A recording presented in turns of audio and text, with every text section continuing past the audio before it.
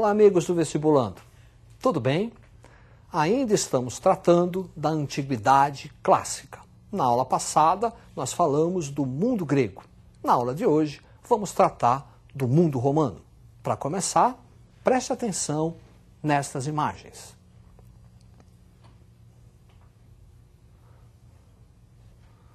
Você viu aí ruínas do Coliseu, palco das famosas lutas entre gladiadores e da perseguição em cristãos, que tanto caracterizam a história romana. A história romana é dividida em 3 períodos. Monarquia, período que é marcado por lendas, muito bem retratado na Eneida de Virgílio. E o período republicano, caracterizado pelas tensões sociais. Durante o período republicano, a principal instituição será o Senado. O Senado é quem toma todas as decisões políticas. Magistratura será uma outra instituição política que vai executar aquilo que foi determinado pelo Senado.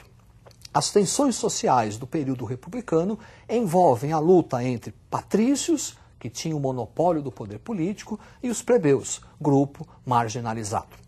Lei das 12 Tábuas, primeiras leis escritas de Roma. Depois, a criação do tribunato, ou tribunício, os chamados tribunos da plebe, que eram os representantes dos plebeus no Senado. Entre esses tribunos, 3 aqui merecem destaque.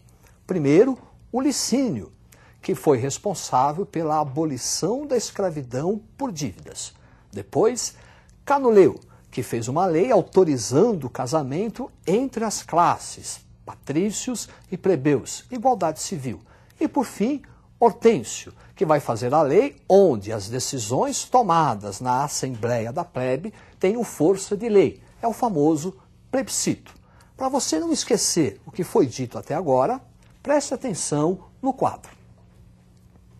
Legislação romana, lei das 12 tábuas, primeiras leis escritas, o tribunato, e desse tribunato, 3 nomes importantes. Lei Licínia, abolição da escravidão por dívidas, Lei Canuleia, igualdade civil e permissão de casamento, e Lei Hortência, a criação do famoso plebiscito. Ao mesmo tempo em que ocorrem essas tensões sociais, Roma também realiza a sua expansão territorial. As guerras púnicas marcam o início dessa expansão. Guerras entre Roma e Cartago pelo controle do mar Mediterrâneo. Os cartagineses também eram conhecidos como punos, daí o termo guerras púnicas.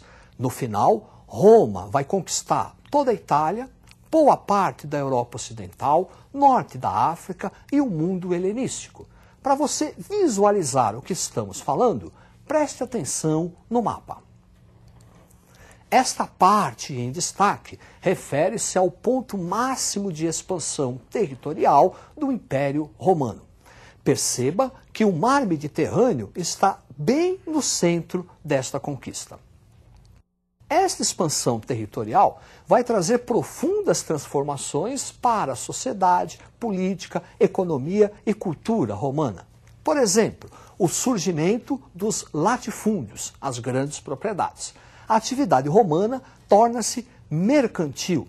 O que se produz nas grandes propriedades, trigo, uva, passa a ser comercializado pelo Império ao longo do mar Mediterrâneo.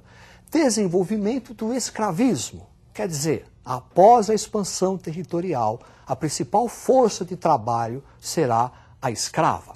Êxodo rural, um abandono do campo em direção à cidade. Isso por conta do latifúndio, começa a aparecer os sem terra. E eles se dirigem até a cidade, porque lá na cidade o Estado romano está adotando a famosa política do pão e circo, distribuição gratuita de alimento e a diversão em espaços públicos. Você viu o Coliseu, onde havia as lutas de gladiadores e a perseguição aos cristãos.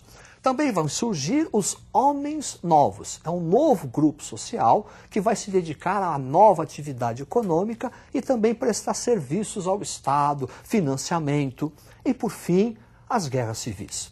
As tensões entre patrícios, plebeus, escravos e homens novos chegam a tal ponto que Roma conhece um período de guerra civil. Como as consequências da expansão territorial são muito importantes, você tem que fixar, preste atenção, olha aí, expansão romana, surgimento do latifúndio, desenvolvimento da economia mercantil, o escravismo, como o escravo, a principal força de trabalho, o êxodo rural, o surgimento dos homens novos e a guerra civil. Após 100 anos de guerra civil, Roma começa o seu império. O período do império em Roma é dividido em duas partes: Alto Império, Baixo Império.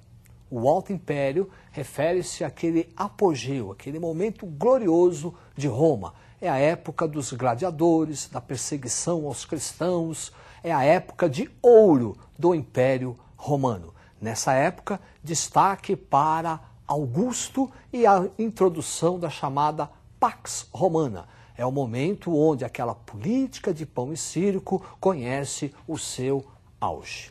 Baixo Império é o período da crise romana por conta da diminuição do número de escravos.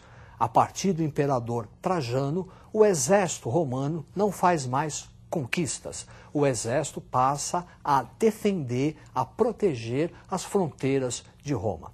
A médio e longo prazo, essa política vai trazer problemas para Roma, porque se não há expansão territorial, não há escravos. Com isso, diminuição do número de escravos e há uma queda na produção romana.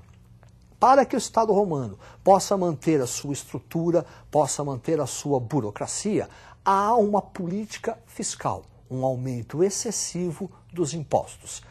Imposto alto, produção baixa, gera um fenômeno muito conhecido, a inflação. E essa inflação atinge, primeiramente, os menos favorecidos, os plebeus, que passam a sair da cidade e ir para o campo. É o chamado êxodo urbano, porque agora, lá no campo, o grande proprietário, o latifundiário, precisa de força de trabalho porque diminuiu a mão de obra escrava. E aí vai se desenvolver a relação do colonato, onde o grande proprietário fornece um pedaço de terra para o plebeu. Para você entender o que se está falando, preste atenção nesta imagem. Aí está uma grande propriedade e esses quadrinhos referem-se à parte que o grande proprietário entregou ao plebeu e sua família. O que o plebeu produzir aí é dele, é uma forma de pagamento que o proprietário dá a ele. Em troca, esse plebeu deve produzir nas terras do grande proprietário. E o que ele produzir é o do grande proprietário. Assim, nós vamos trabalhar a crise final de Roma, prestando atenção nesta imagem. Diminuição do número de escravos, por conta do fim da expansão territorial, processo da inflação, produção baixa e imposto alto, êxodo urbano, onde os plebeus se dirigem para o campo, e lá no campo, aquela relação do colonato. Um outro elemento que vai contribuir para a crise e queda de Roma será o cristianismo. A religião cristã, monoteísta, que não vai reconhecer as divindades pagãs nem a autoridade divina do imperador. Essa religião cristã vai se alastrar pelo Império Romano porque ela ampara mulheres, ela ampara escravos, miseráveis. Num contexto de grave crise econômica, ouvir as palavras "bem-aventurados os pobres, porque deles é o reino de Deus", pega. Pega tanto que o imperador Nero inicia uma perseguição sistemática aos cristãos. Vai acusá-los de terem colocado fogo em Roma. O último imperador a perseguir os cristãos foi Diocleciano. A partir de Constantino, a religião é oficializada em Roma, com a edição do Édito de Milão. Teodósio, no ano de 395, vai oficializar o cristianismo. O cristianismo passa a ser a religião oficial do Estado romano, nascendo assim a Igreja Católica Apostólica Romana. Esse mesmo imperador, Teodósio, para contornar a crise por qual passava Roma, vai exercer uma reforma administrativa, dividindo o império em duas partes. Para você visualizar, preste atenção no mapa. A parte leste refere-se ao Império Romano Oriental, com capital em Bizâncio, futura Constantinopla. A parte oeste, Império Romano Ocidental, com capital em Roma. Esta parte oeste será a parte ocupada e invadida pelos bárbaros germânicos a partir de 476, que é a data oficial da queda do Império Romano. A partir daí, nessa parte ocidental, desenvolve-se os chamados reinos bárbaros, dando início a uma nova fase da história, retratada na chamada Idade Média, que nós vamos trabalhar a partir da próxima aula. Boa sorte, estudem e até a próxima!